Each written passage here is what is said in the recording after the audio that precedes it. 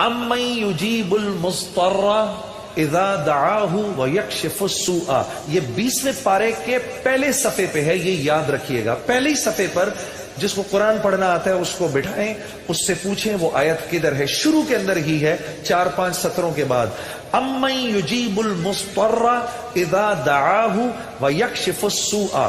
جو یہ پڑھے گا اب سنیے اس کو کیا کیا ملے گا۔ سب سے پہلے کہ اس آیت کو جو ہر نماز کے بعد پڑھے گا، اس کے بعد اگر وہ دعا کرے گا، اللہ رب العزت فی الفور اس کی اس دعا کو قبول فرمائیں گے۔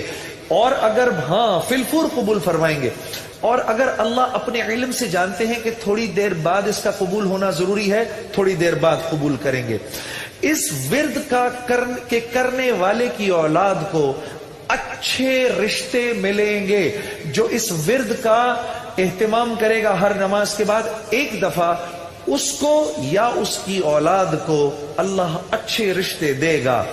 اس ورد اس آیت کے پڑھنے والے کو جب یہ کسی مشکل میں پھنسے گا، اور اگر اس کی زبان سے اس وقت نکلا، جب آپ سے موبائل چھیننے آتا ہے نا کوئی، اس وقت یہ دعا پڑھو، اس کو نظر ہی نہیں آؤ گے، اس کو نظر ہی، اس ظالم کو آپ نظر ہی نہیں آئیں گے۔ یہ میں آپ کو بتا رہا ہوں، میری گردن پکڑ لینا، اگر کسی کو دیکھو کہ موبائل چھیننے آ رہا ہے، یہ دعا پڑھو، امن یجیب المضطر اذا دعاہ ویکشف السوء۔ اللہ اس ظالم کو ہمت ہی نہیں دے گا آپ کے پاس آنے کی۔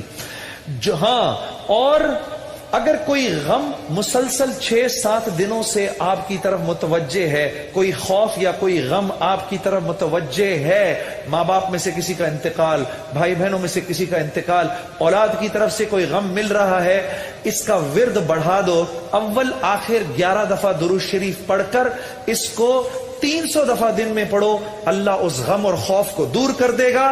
یہ ورد پڑھنے والا اللہ کبھی اس کو نامراد نہیں کرے گا۔ یہ جو دعا مانگے گا، امن یجیب المضطر اذا دعاہ ویکشف السوء، اللہ اس کی دعا پوری کرے